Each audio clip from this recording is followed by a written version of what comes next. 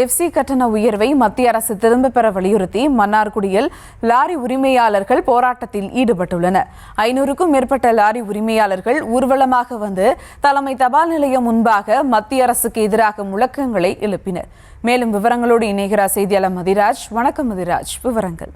750 ரூபாயிலிருந்து சுமார் 28,000 ரூபாய் வரை உயர்த்தியுள்ளது. இந்த கட்டண உயர்வை மத்திய அரசு திரும்ப பெறணும் அப்படின்னு வலியுறுத்தி கடந்த 2 தினங்களா திருவாரூர் மாவட்டம் முழுவதும் லாரி உரிமையாளர்கள் வேலைநிறுத்த போராட்டத்தில் ஈடுபட்டு வந்தாங்க.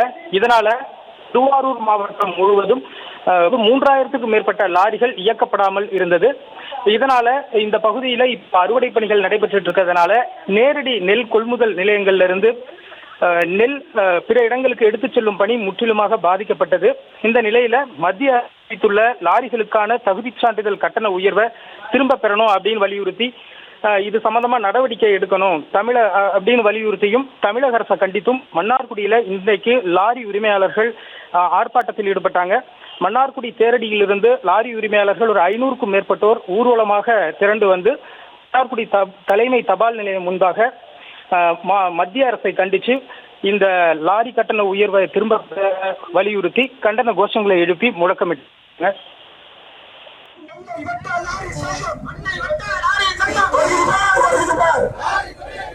விவரங்களுக்கு நன்றி மதிராஜ்.